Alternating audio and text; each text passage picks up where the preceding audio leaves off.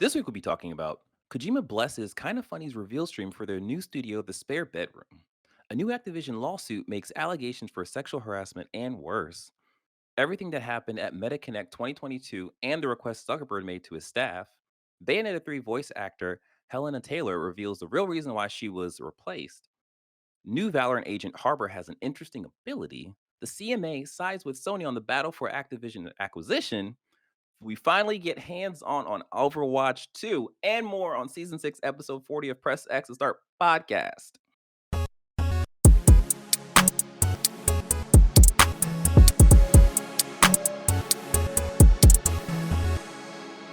What's up, everyone? I'm your host, DJ, aka Sexy Bad Choices, aka May All Day. I am joined by Your heavyweight champion from Wish Nigga California, aka the janitor because we watch niggas, aka I took the walk to Portland because I can't afford tickets to Poland. So Marcus Elton. Next up. I am Sean M.F. Ross, What the MF stand for? purveyor of all things important. Oh, Of all things. like bullets. All right. Or robussy. Whoa. And last up, Hi, everyone. It's me, Avery. nailed it. That guy is consistent. I'll tell you what. He's like a All right. lawyer just walking in, slamming down his case. Can we get this case started? I have a neurological condition. Mm. In other words, It's get the called case being started. awesome. Right. It starts All in right. May.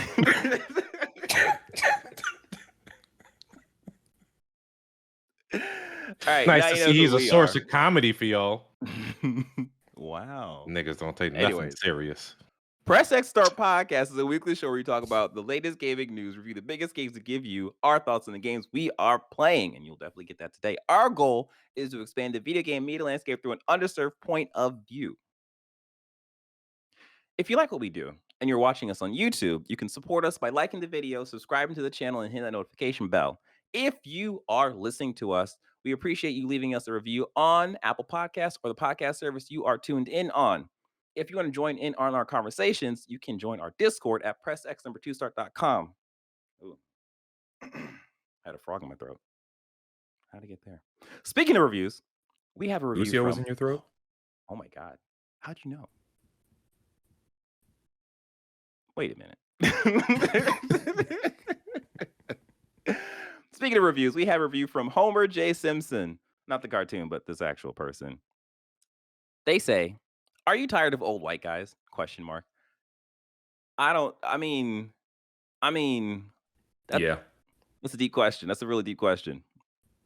They follow by saying, I'm tired of listening to a bunch of old white guys that sound alike, parentheses, like me. Best podcast? Jeez. Best podcast out there.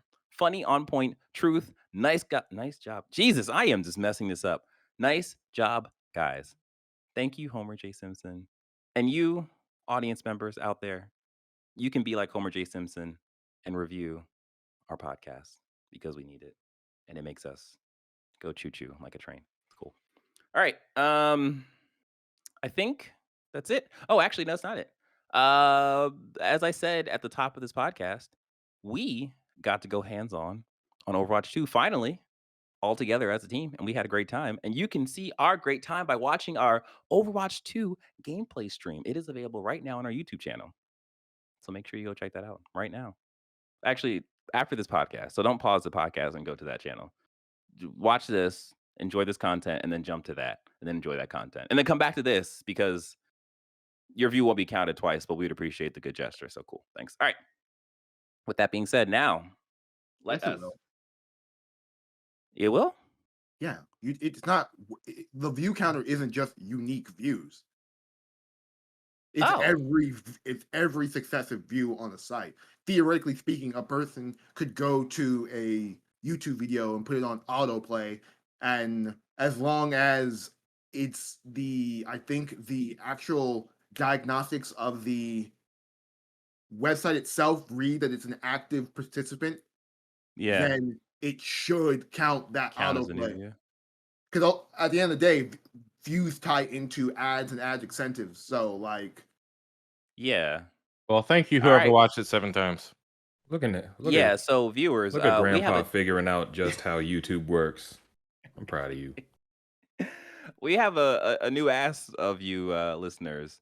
We only need like 10. We need 10 in about 10 days. So just watch one of our videos and put it on autoplay and just leave it. Just leave. You can go about your business. You can go on vacation. Just make sure you pay your electric bill. And then Hmm. we'll appreciate that. And we'll shout you out. So just leave a review on our podcast. That's all you gotta do. That's all you gotta do. Come on, just do that. All right. With that being said, and now that we have that extra information, let us jump into the quick hits. Avery, take it away. okay, so anyone who knows us as a podcasting collective knows that a lot of our early roots come in I don't want to say idolization because that brings about a lot of parasocial bullshit, but a fondness for the entertainment brand Kind of Funny. I know in the early days it was me and Cam, and then when DJ joined, it was me, Cam, and DJ, all just big fans of them as an entertainment group. I have personally been watching them since their inception and have been impressed at every step of their growth as an entertainment brand, from the ousting of the problematic element that was Colin Moriarty to the acquiring of Andy Cortez and then blessing Adeoye Jr. as full-time members and faces for the company, to their commitment to essentially being probably the most high production independent news group, entertainment brand in the video game space. And so nothing made me happier to watch their rebrand, essentially their emergence from the pandemic era, work from home, to having their entire staff, which is 11 people deep, in a studio. And nothing shocked me even more than watching their introduction video and hearing a Japanese voice, which I immediately clocked as, oh, this is Hideo Kojima. And so their big announcement to their brand new studio began with a not even shout out, a narration and then a full-on cameo from Hideo Kojima. I guess just giving you a brief overview of their development as an entertainment group. So that was insane. And then they showed off the studio, and I'm putting the cart before the horse, but this is the entertainment space that I aspire to in a world where this podcast becomes successful. Yeah, this space is amazing. It's an insane space, must be extremely expensive, and frankly, probably out of my mind view. But like, this is an amazing production space, and like, I am incredibly proud of the work they've done to go from literally a spare bedroom to fucking a studio that is frankly better than an IGN, probably better than a GameSpot. It's Like, insane. This is the best looking studio for the size of Kind of Funny that I have ever seen in my following of this kind of content. Like, this is insane. Like, it's just insane. It's just insane. It's also cool to kind of see like those a lot of people from like, news or reporter spaces to music videos to movies have been embracing kind of LED screen technology, especially with the volume and stuff like that. And so it's cool to kind of see them get the chance to bring that into the fold, and also the big LED screen in the back and them having their own specific graphics. It speaks to my heart as a wrestling fan because it looks like some wrestling shit. So that's cool. They do a wrestling show. Yeah. Yeah, like Greg Miller is a big wrestling fan. Oh yeah, he is really good friends with Austin Creed, and he's always talking about. Greg Miller does a wrestling show on WWE Network, and B, they have their own wrestling entertainment brand at Kind of Funny, where him and Snowback might come out in professional outfits, and they they commentate over gameplay of the last 2K WWE 2K game that comes out.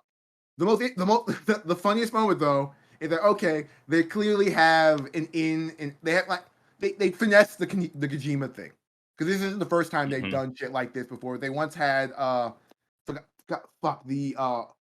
previous face of PlayStation do one of the openings for their first kind of funny live. Was it Sean Layden? No. No, it Was it wasn't Sean. before? It was before Sean. It was Oh, yeah.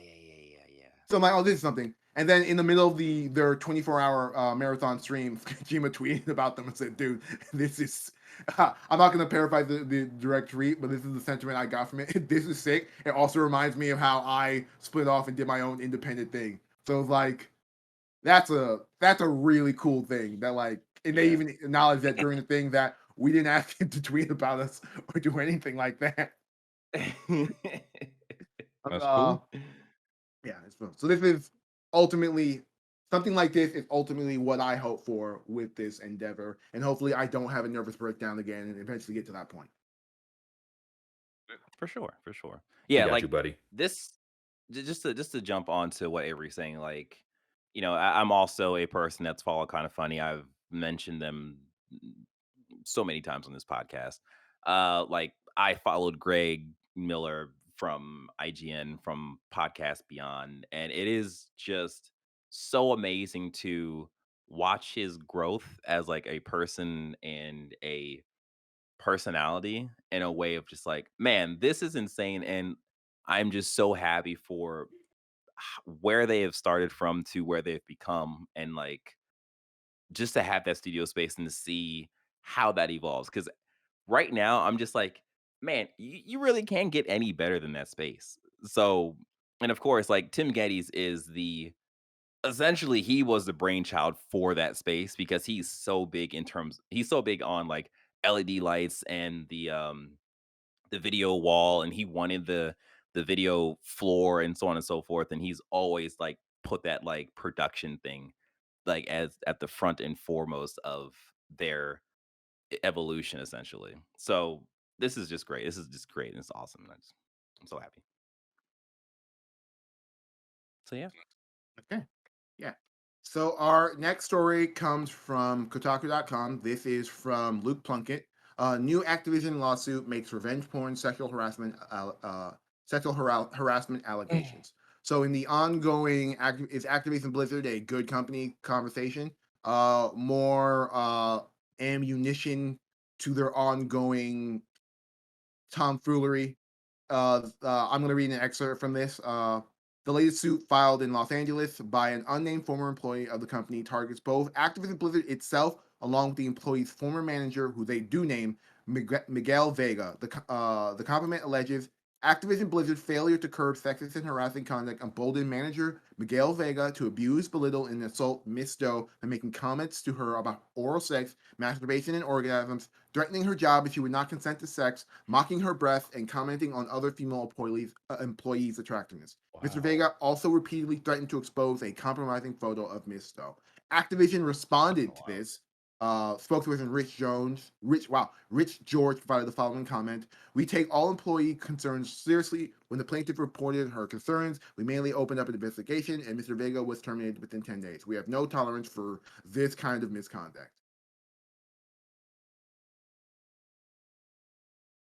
Did you read that paragraph right after? We take all employee concerns seriously. When the plaintiff reported her concerns, we immediately opened an investigation, and Mr. Vega was terminated within 10 days. We have no tolerance for this kind of misconduct. I was talking about the one right after, but I really wish she would have like recorded some of this stuff so she could have rock solid evidence. But I mean, they already fired him. But I mean, in her suit against Activision, and now I guess it's kind of like a he says she says thing because apparently they met at a gaming night before she was an employee, and they ended up having a relationship. Well, here's some more context. Like this could be like dates aren't very clear in the article about when all this happened, but at the very end, here's an expert. Miss Doe's complaints also accused Vega of threatening her career if she ever reported him to HR, which she did in 2017, saying Activision Blizzard did nothing. What? Wow. Okay. And then up until August 2021, weeks after the company's culture had become international news, he continually threatened to publicly release the quote-unquote compromising photos he had on her.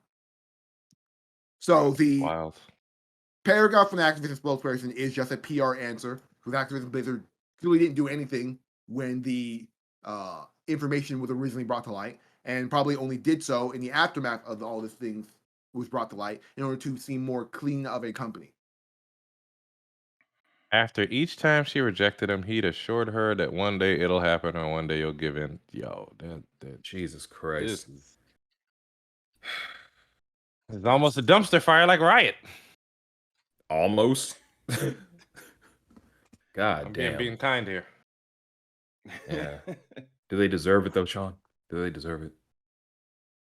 No.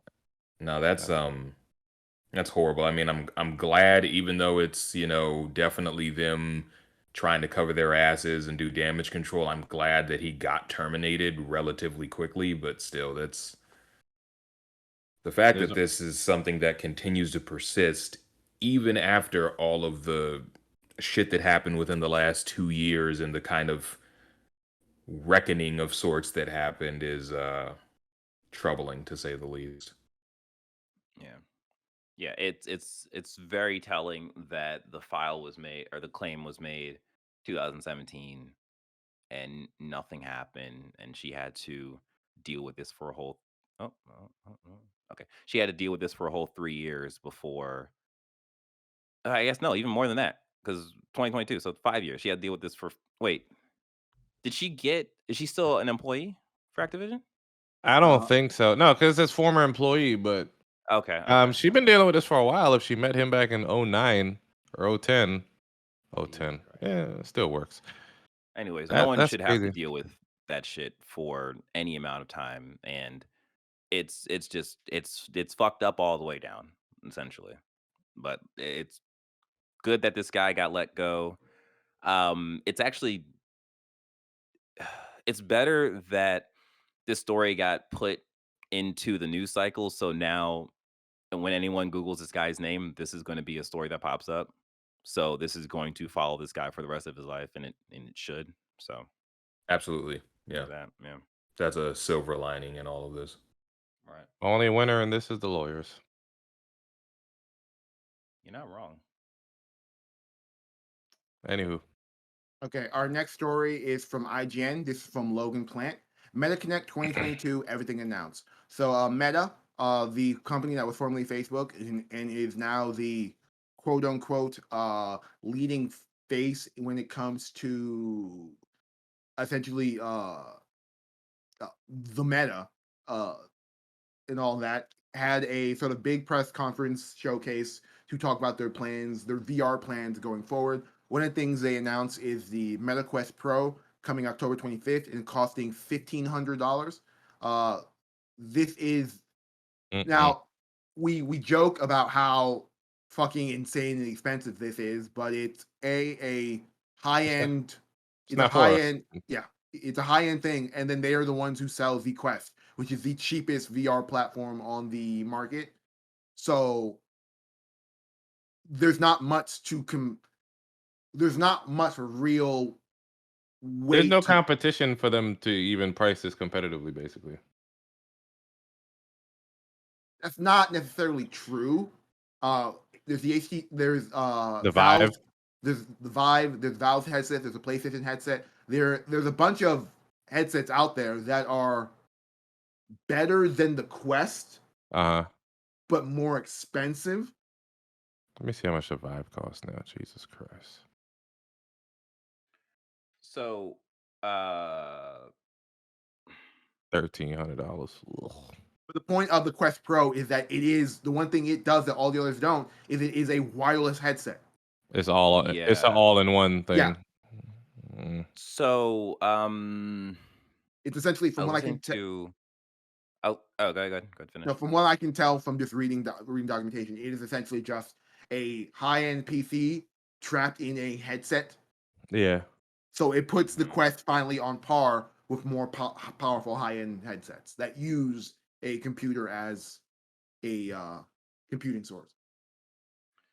So I forget what podcast I was watching this on, but Excuse me. apparently I mean it wasn't us because we haven't reported it yet, so it technically it didn't exist yet, you know what I'm saying? Mhm. But apparently the specs on this is lower than the specs in the PSVR 2. Is it? But the only difference is that essentially, the difference is that this has a phone hardware in it to get it to run without any cables. Mm. But the scary thing is that apparently the specs in PSVR 2 is supposed to be better than this. So it's like, how Yeah. much is that actually going to cost? Because Sony is definitely on that thing I about think a lot of the cost of this device comes from the fact that it is wireless.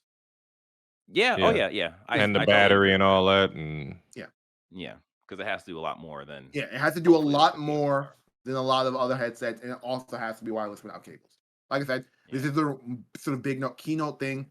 It's prohibitively expensive for most people. Like if I'm getting a VR headset, I'm getting a PSVR. So, but For sure. this is if the PSVR has shitty cable management because look at the tiny space I am in right now. This is where I'm going to be using my PSVR too. If this is something I probably could have looks like you might want to invest in a futon, my guy, or a Murphy bed. Do people still say Murphy another bed? another big announcement is that Xbox Cloud Okay. Gaming is coming to the MetaQuest store. So if you're an Xbox Game Pass subscriber, you can play your non-VR Xbox games in a non-VR VR setting. Real quick. Mr. Zuckerberg was on the screen, and that guy still continues to look like a robot to me. I can't get over it. I don't know. Maybe it's his haircut or how smooth his skin is, but like I'm just waiting for that reveal to Mhm. happen in I don't know, the real housewives of United States The I warehouse am robots. economy. I don't know. I am contractually obligated to never say anything bad about Supreme Leader Zuckerberg, as I have appeared in a Meta commercial. So I'm back out of this one. Mm-mm-mm-mm. You know, now that I think about it, How Marcus, much you your sell head your looks soul a little for? smooth too. You know what I mean? Your mama. Ah, the classic comeback. Yeah, no, because it's not going to cost as much to PSVR 2 just because they have the Qualcomm Snapdragon, all that good stuff in it, like Avery said.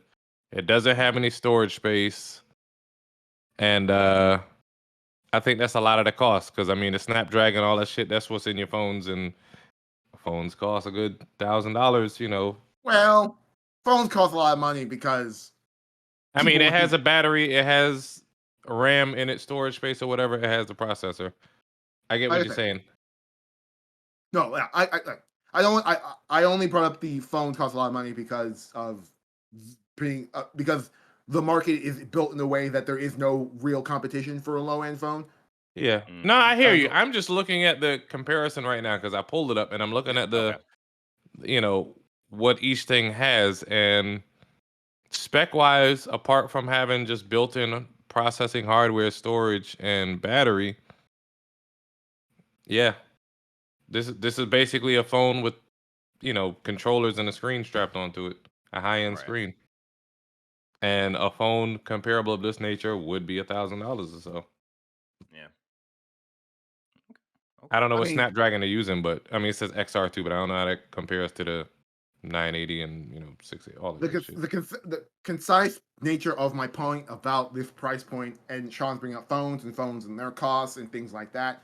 My PS5 costs less than my phone. My PS5 is a bigger piece of hardware than my phone. The phone, they've been able to compact a lot of that stuff into a small size, but that doesn't really make sense in regards to the price differential between them. I'm just saying the price of this headset is based entirely on its Mhm. ability to be a relatively high-end PC that's wireless and strapped to your head with no one else doing anything like that in the space. Oh, yeah, I With hear them you. also having a cheaper version that if you don't want the high-end nature already on the market. It's more in line of which is even weirder comparison, but stick with me here, an Xbox Series S to an Xbox Series X. No, In that no, it regard. makes sense. It makes Yeah. sense. Okay. Yeah, I get that. Yeah. Meta also bought 3 VR game studios. I believe the studios joining them are the Iron Man VR developers Camouflage, Twisted Pixel, and Armature Studio. Iron Man VR is also no longer going to be a PSVR exclusive. It's coming to the MetaQuest with that. They also announced a bunch of sort of VR game announcements, as well as Among Us VR, Resident Evil, Walking Dead Saints and Sinners, and the Behemoth, the people who made Walking Dead Saints and Sinners next project. So it's an interesting thing. They also talked a lot about their investment in Meta, in sort of like in their metaverse situation.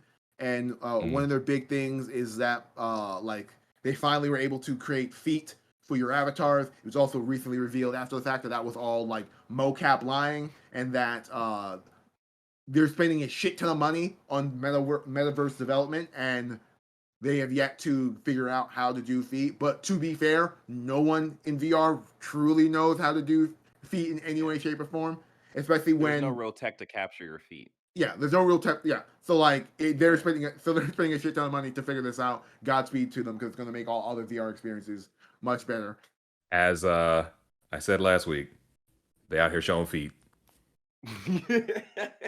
But how much are you willing to pay, Marcus? They're about to have CG wiki feet content, and it's going to be terrible. All I'm saying, you might want to get on the NFTs, because if NFTs become NFTs, then it's NF toes. It was right I was there. Gonna say nice fat toes. Non-fungible toes. Oh Lord. Neat. Fungus on toes.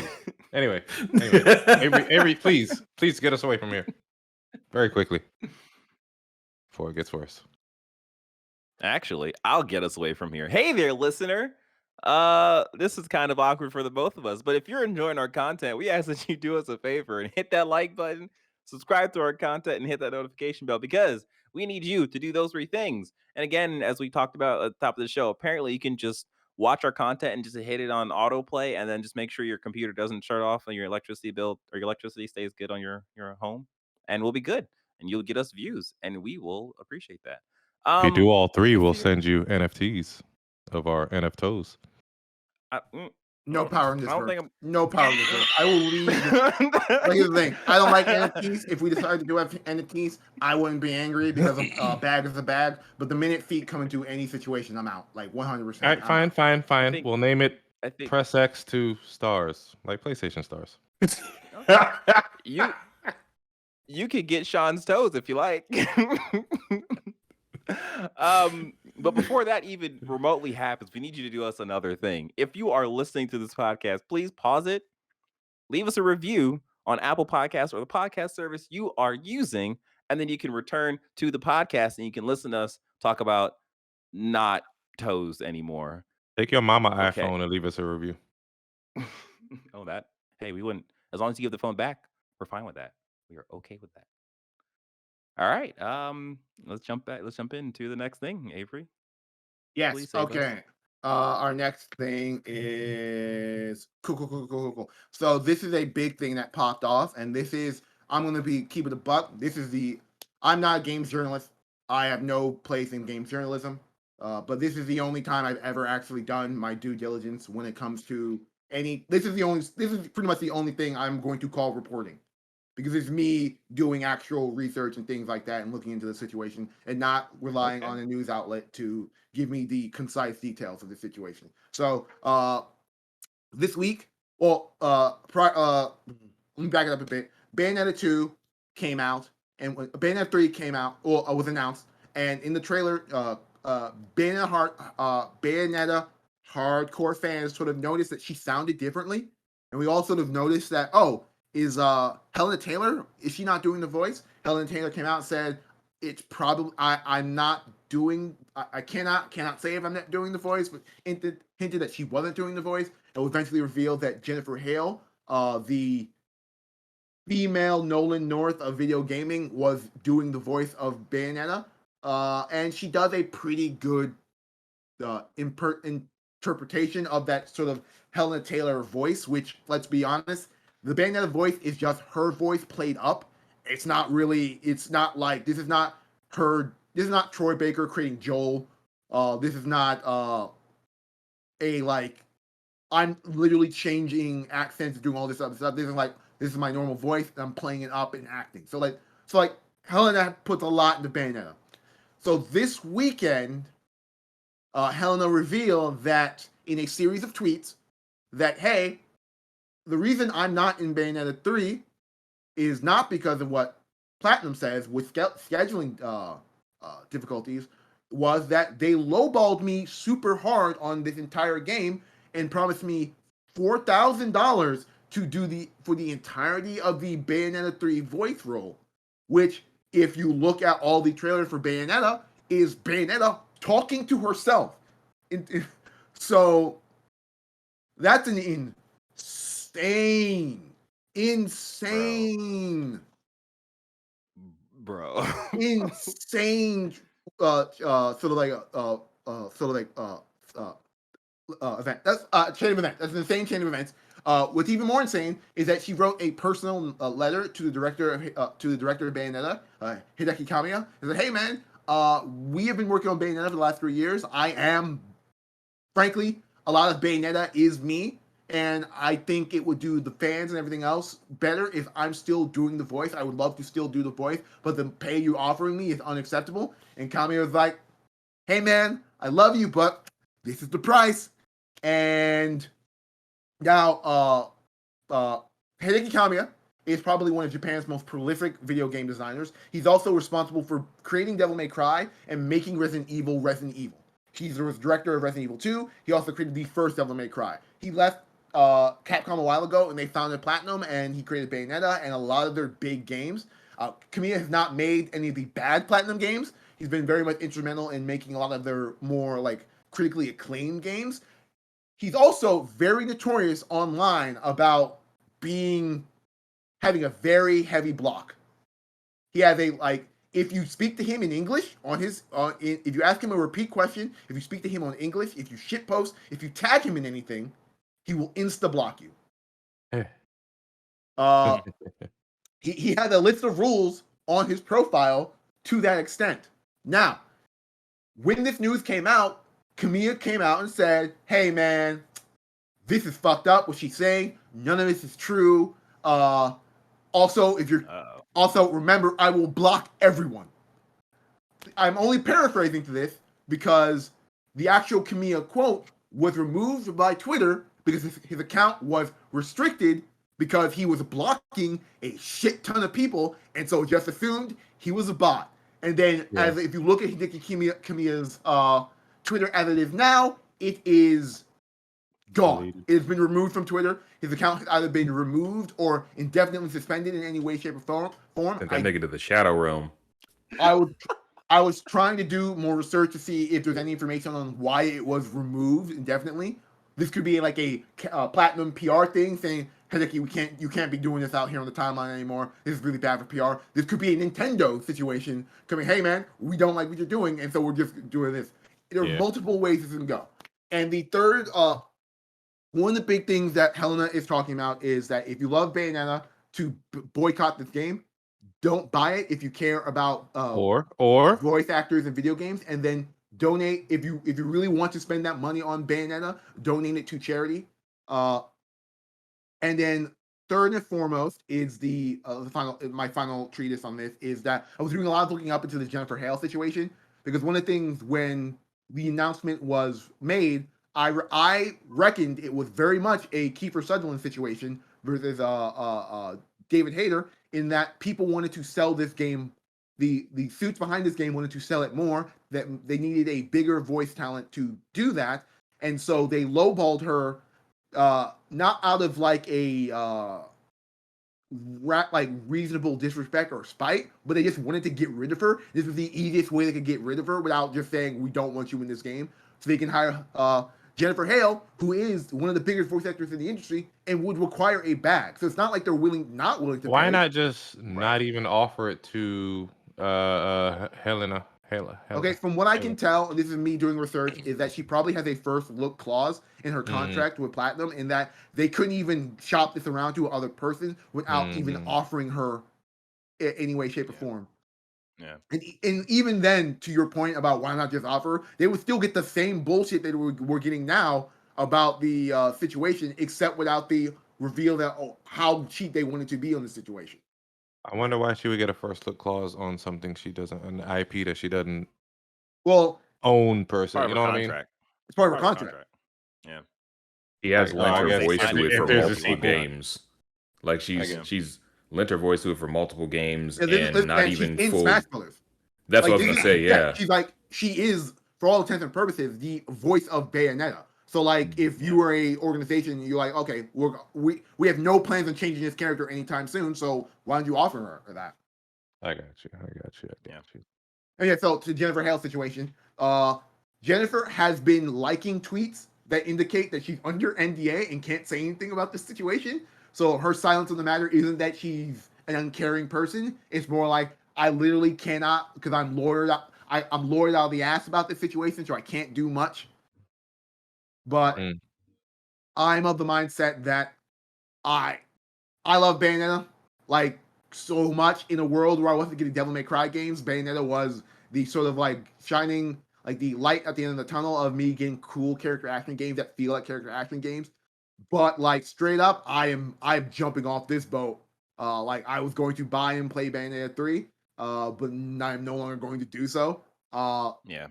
Because this is incredibly fucked up, and it also, for the most part, just highlights just how bad it is for voice actors in general, and how bad the Japanese relationship to English voice actors are when it comes to games. Now, I am a sub versus dub guy, so I don't give a shit about most dub actors, truly, when it comes to Japanese exports. But this is a situation where, like, from a just moral standpoint, maybe like treat people like people if you're going to make this expense. yeah. Yeah.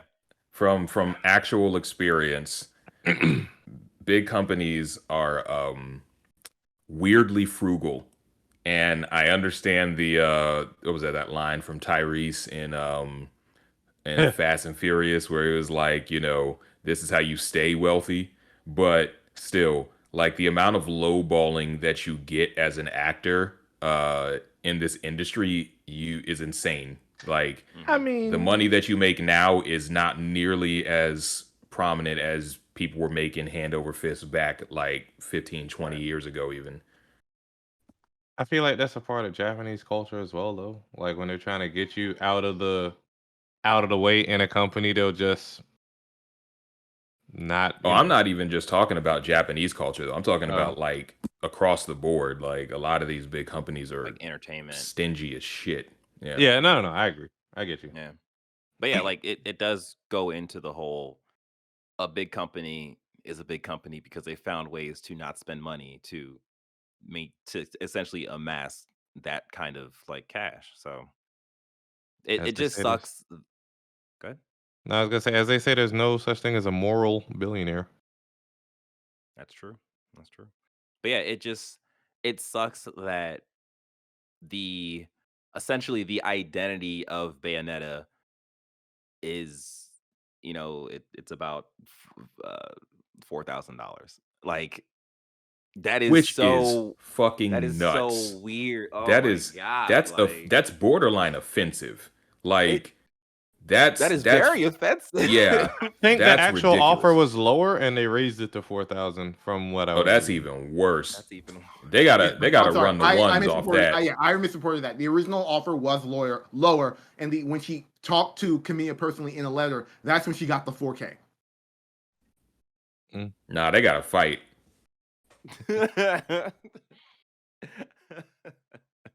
Yeah, that's insane. That is just like, and then like just to take that and just put that in today's economy with inflation being a thing, and That's a we're month. talking about how much everything just costs now. Like, It's a drop in the bucket. That's a Helena drop in the talked about bucket. in her Twitter. I want everyone listening to go check out the videos and released on her Twitter. She's actually really easy to find. It's just Helena Taylor on Twitter. But like she talks about how like being a voice actor is really difficult. Even as being someone as prominent as the voice of a popular and money-making character as Bayonetta, that like it's been hard for her to live on her contract and situations like that. Yeah. She has 8.6 million views on this video. So it's definitely getting out there. And she's tagging Nintendo Hey, America, Nintendo Japan, Nintendo everyone Europe. is. Here's Okay. the thing. Everyone is reporting on this. It's not just video game people. It is now Yeah. popular internet personalities. I fucking watched a mogul mail from Ludwig of him talking about this and him doing better research than I am and getting out more and more details about this situation. Yeah. Hopefully I this will be. Okay. I was just gonna say hopefully this opens some really big doors for her because she deserves it after this bullshit. Yeah. I'm going to be real interested to see how Bayonetta 3 does when it releases because I don't Go ahead. think it's going to do well.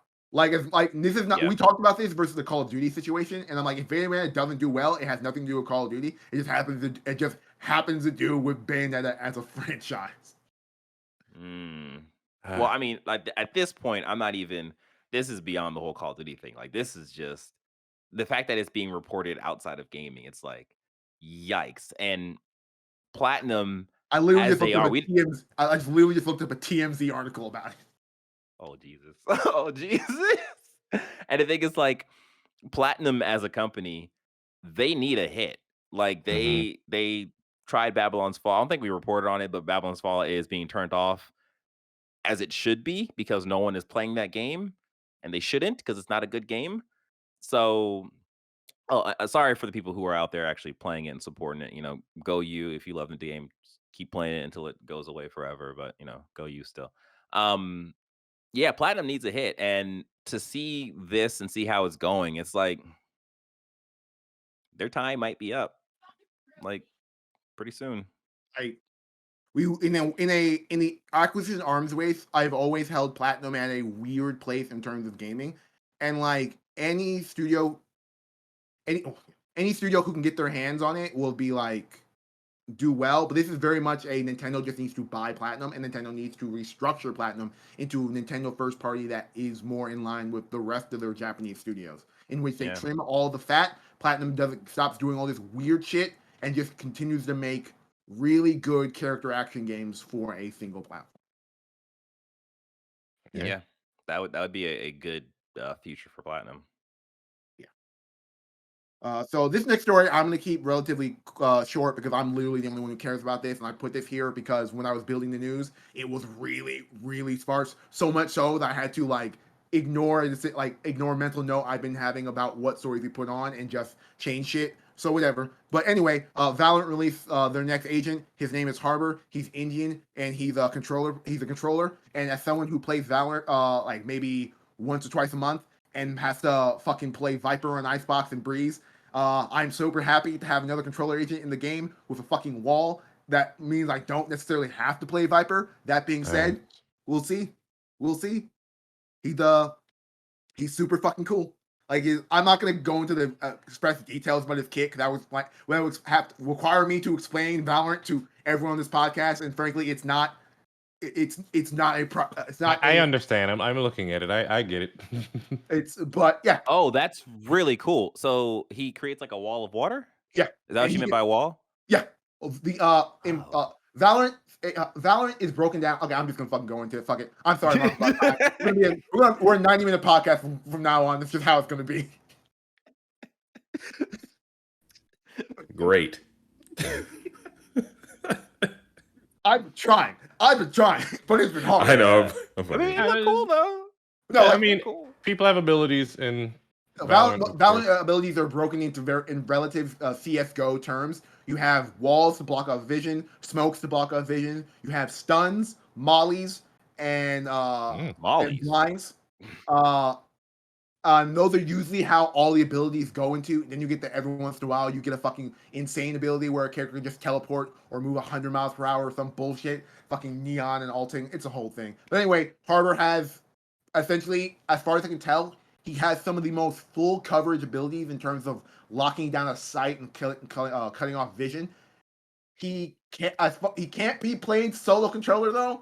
So like I said, I can play him on. I can probably play him on Icebox and fucking Breeze and shit, but I'm not be able to play him on any other map because he doesn't have global smokes. He is very much I can smoke and cut off line of sight in my line of view, but if you're on the other side of the map, I can't really help you.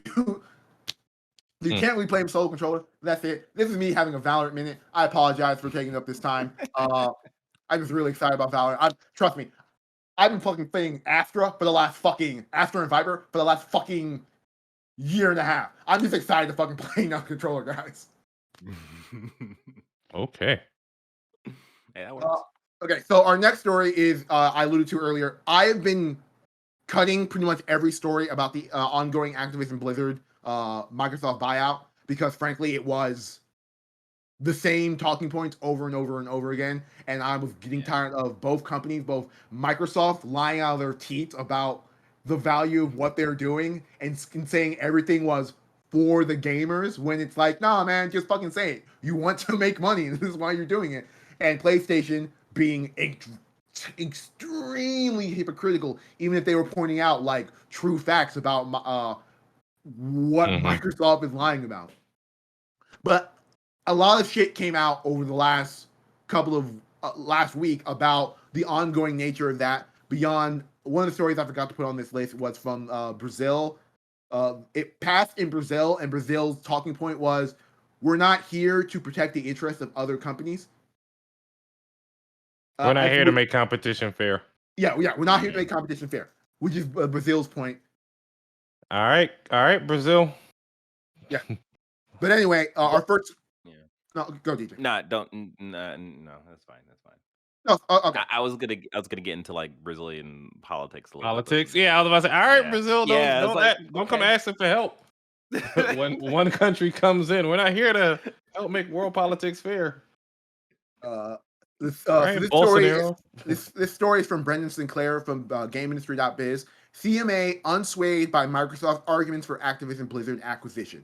CMA is, I guess, a watchdog group that's in line with the sort of the British, the United Kingdom's authorities when it comes to this mergers and acquisition stuff. I think equivalently to the FTC and all that. I'm not exactly sure. I'm not well equipped.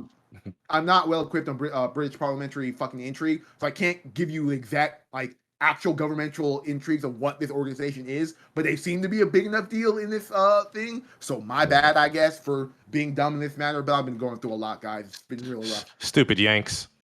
Half my family's crying. This is my bad. The CMA is the UK's Competition and Markets Authority. They issued a statement, the equivalent of, I believe, the first question it tackled was whether or not acquisition would result in Xbox making Call of Duty exclusive for something Microsoft has said it had no intention of doing, but is only committing to keep on PlayStation for several years. Financial modeling of the merger suggests that the merged entity's incentive to foreclose Sony may be considerably stronger than suggested by the parties, which eventually means that they're saying a lot of stuff in public about how they have no intention of doing this. They don't want to disrupt the gamers. But the CMA is like, this is a bold-faced lie, and they started listing other things in the next quote. But they started listing other things. Choice quote being, Microsoft past business practices suggest that it may be willing to make losses in the short term in order to build to scale and increase its user base. I think this was listed in reference to their other acquisitions, especially the sort of acquisition of Bethesda, which a lot of people have pointed out, but this is just what game industry people do. Yes, they make acquisitions and then make games exclusive to their companies. That being said, you can't be out in public saying we have no intention to do X, Y, and Z, when then you have Starfield, which before your acquisition was going to be on all platforms, locked to your platform. What is the What is the core difference between those two properties? If you're telling us that Call of Duty isn't that important, what is the difference between that and Starfield in regards to your ongoing business? I mean, I guess they could argue that Starfield has yet to come out yet, so nobody has an attachment to it on PlayStation, whereas Call of Duty has been going on for over a decade. History of being multi-platform. Yeah. So I get it. Another paragraph, I'm still reading from it. It also dismissed arguments that Microsoft would keep Call of Duty multi-platform simply to avoid public backlash, saying it did not identify any persuasive evidence that Microsoft would be deterred from engaging in total or partial foreclosure strategies by the prospect of reputational damage to Xbox or Call of Duty. This is just Microsoft has then gone on to say that CMA is just taking PlayStation's side of this argument. and like are prepared to continue to fight back. I believe one of the quotes from the head of Microsoft is that if PlayStation wants the competition, like not Xbox, Microsoft. If Sony wants a competition, we are ready to have a competition. Which if this is me coming out of the Xbox conversation altogether, when the CEO of Microsoft, who has a history of corporate acquisition and being a giant corporate monopoly, starts talking shit about competition, that's not a good look in terms of like, I'm just saying in optics about the sincerity of your of this deal. They're like, oh, you want smoke? All right, bet. I thought I was feeling you. This is from IGN. This is from Kenneth Shepard. Xbox calls PlayStation too big to fail following UK's criticism of Activision Blizzard deal. One of Microsoft's talking points about this entire situation is that we're not number one in the market. PlayStation is. Us acquiring, we're not spending $70 billion on this entire publisher, which is, forget me if I'm wrong, is Activision Blizzard was top 5 in terms of publishers, or was it top 10? I'm not exactly sure, but it's like, I think 5. I think it's 5. It's top 5. So us acquiring another of the top 5 publishers isn't going to do anything for the overall market share, and PlayStation will still be number 1. And that is a factual statement in the short term of this acquisition war. But I believe a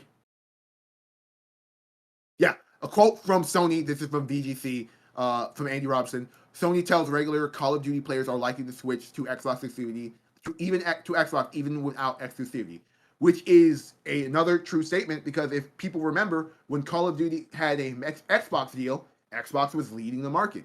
And then Call of Duty had a PlayStation deal, and suddenly PlayStation started leading the market when it comes to Call of Duty. Between PS3 and PS4, people jumped off of Xbox on the PS4. We've seen this happen. Yes. I don't think people really wanted to jump to Xbox. It's just that the 360 launched earlier and it was less expensive than the PS3. Yeah, but they also had a marketing deal, and the PlayStation launch also, because this is before backwards compatibility was like a real feature that everyone talked about in that generation. So this is you saying, I bought all these games on Xbox, I'm just abandoning them and going to play on PlayStation because I play 2 games a year, and one of them is Call of Duty. At least that's how I'm reading it. Foolish. Another thing that's sort of been revealed in all of this is that Microsoft generated $2.9 billion from Xbox Game Pass last year, regulatory doc suggests. This is from Chris Scullion. So one of my big arguments against subscription services in general, this is just based upon my knowledge of the streaming wars and sort of television, is that they do not make money. They don't make money. Like, you burn a shit ton of money doing that, especially trying to be competitive. I think I've had this argument with people on the podcast about Netflix in particular, and that Netflix has said they're in the black, but they're definitely in the red, borrowing money on a regular basis. And I mean, you don't make money from the subscriptions though. The difference between Netflix, no, you do make when your entire business model is subscription, that's how you make money. They're selling something else. They're selling info, user info, ad, whatever. They're selling something else. Most companies are not making their money solely through subscriptions. I don't know what the fuck Netflix is doing specifically, but I hear what you're saying. Yes, in regards to other companies and subscription services, that's a concern altogether. But in regards to Netflix, they are entirely driven by their subscriptions, and they do not make enough money to maintain the level of content they have there. Because guess what? When Netflix first started, they were able to get Friends for dirt cheap because no one knew what a streaming service is. Now, if they want to get Friends, they got to compete with the Peacocks of the world, the Hulus of the world, all those who now recognize how fucking valuable those properties are. Stuff is, yeah. Does anybody here actually use Peacock? Yes, I watched Saved by the Bell, and I watched the Werewolf Show, which is fucking fantastic. And I watch wrestling, which is on Peacock. Is that on Peacock? Yeah. Well, WWE is on Peacock, but then also there's some other shows. Do they not have the WWE Network anymore? Didn't they have their own streaming thing? They have WWE Network internationally, but Peacock bought the WWE Network in America. Sure, man. I don't give a shit. Next. Why you even ask that? I was all for the Attitude Era, and past that, F the WWE. Yeah. So back to this, Microsoft generated $2.9 billion. So yeah, Phil Spencer has come on record saying that Xbox Game Pass is entirely profitable, and I don't doubt him in saying that. And this $2.9 billion in revenue from Game Pass is a hefty number, but it's also one of those fake marketing numbers that doesn't really talk. It just mentions 2.9 billion, but doesn't actually talk about how much are they actively spending on Xbox Game Pass. What is the actual profit from Xbox Game Pass? Operating costs. Yeah. I have another story from TechSpot. Fucking I couldn't find it. I fucked up with some of my That's fine. story. So I ended up on TechSpot. This is from Carl Jeffrey. Sony and Microsoft spend millions every month with no direct return to keep gaming subscribers happy. So this is in September. Snail Games filed. This is revealing from Arc. This is revealed because of Arc System Works. No, Arc Survival Evolved. In September, Snail Games, the company who makes Arc Survival, Snail Games filed an S1 with SEC and prepares to go public. And S1 is one of those. Well, whatever. Skipping all this. Yeah. What is more interesting in Snail's acknowledgement that in November 2021, Sony paid $3.5 million to make Arc free for PlayStation Plus members for 5 weeks. That was for 5 weeks when it was on PlayStation Plus back in the day. Now, imagine those numbers on an ongoing subscription service. They also reveal that it's on Game Pass, and they now have because of the revenue they're getting, Microsoft is just willing to shift to them from Game Pass. They have pretty much an auto renew on their contract with Game Pass. They have Arc on there in perpetuity.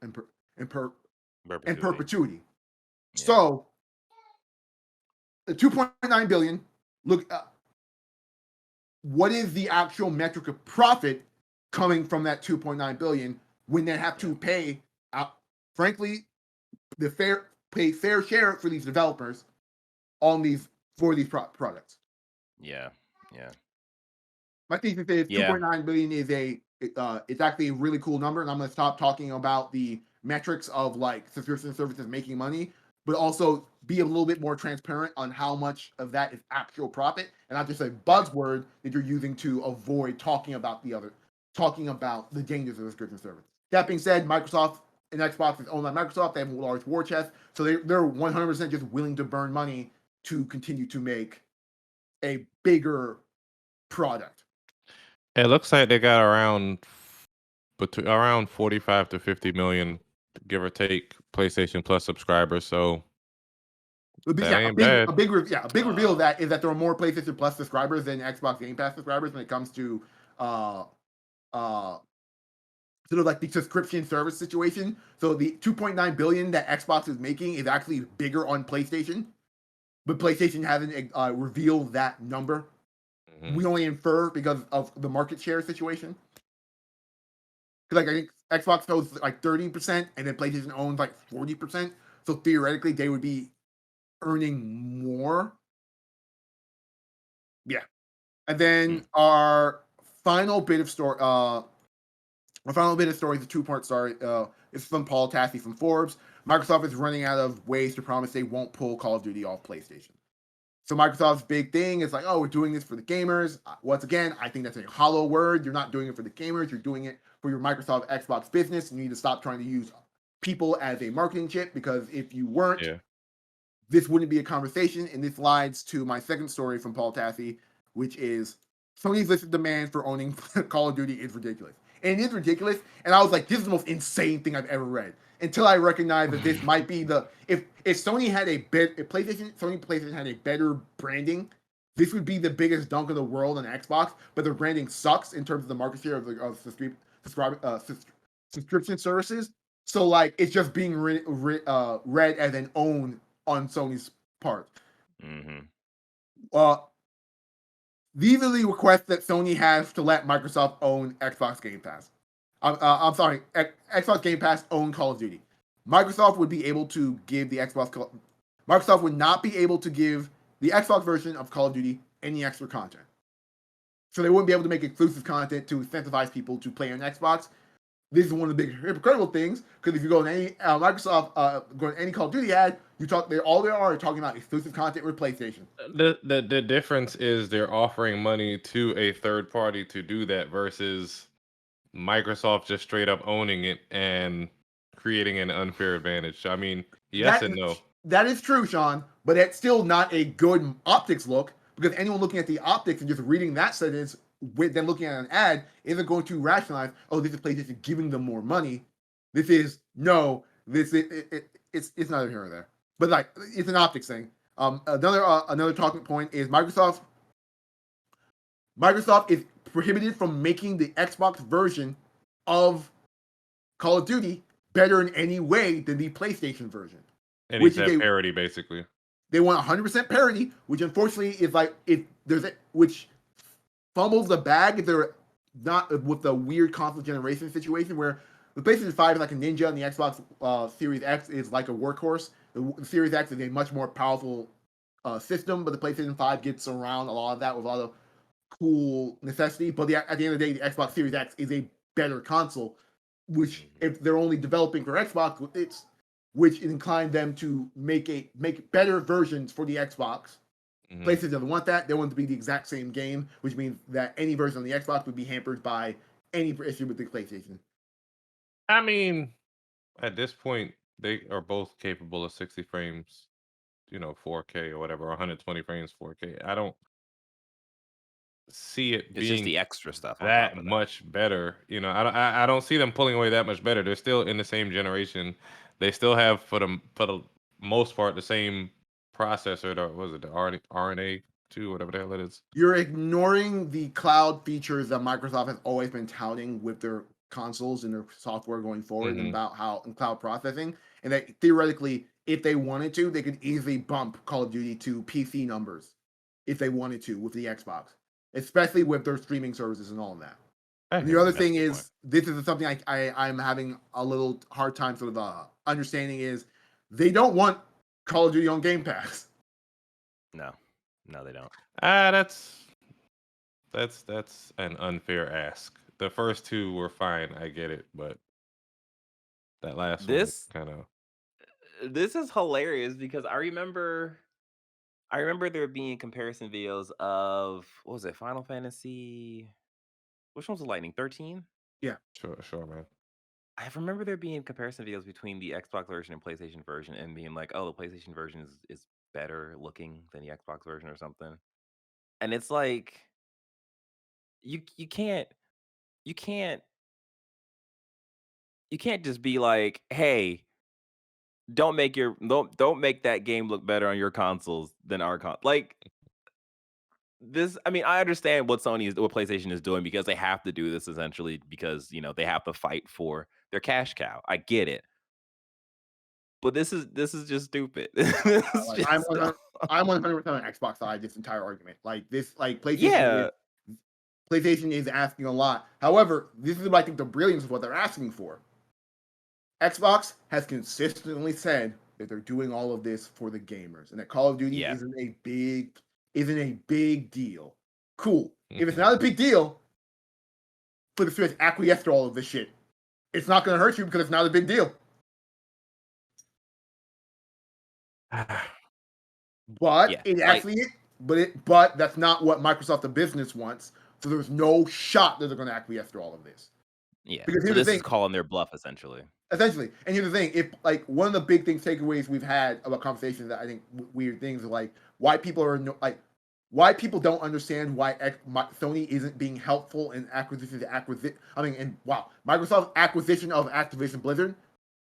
Well, I think one of the things we've learned, I think that we can transcend from this, is that Sony would be ultimately super helpful if they can keep Call of Duty going forward and helping this thing go forward and stop being a active roadblock. Yeah. Right. Yeah. So this is the Activision Blizzard roundup for this week and a couple of weeks before. I apologize for going a bit long. There's a lot of shit to go through and process on this. Ultimately, none of this has swayed how I feel about this.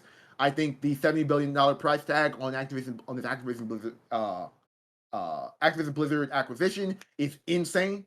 I think both companies are being insane. I also think that in the grand scheme of acquisitions, Microsoft should not be allowed to do this. This is not me saying this as a PlayStation gamer. This is me saying, because I don't even fucking play Call of Duty. This is me saying this as a monopoly thing, because Microsoft is Microsoft. We talk about Xbox all you want, but it's Microsoft. One of their big talking points is that they don't. One of the reasons Sony is continually going to be doing better than them is that because Sony has a long list of first-party exclusives that they have more than them. And to that, I say, boo-hoo. I was sitting there during the Xbox 360 generation where you weren't putting out exclusives, just 3 games, and PlayStation was slowly working on what we now see as their blockbuster first party.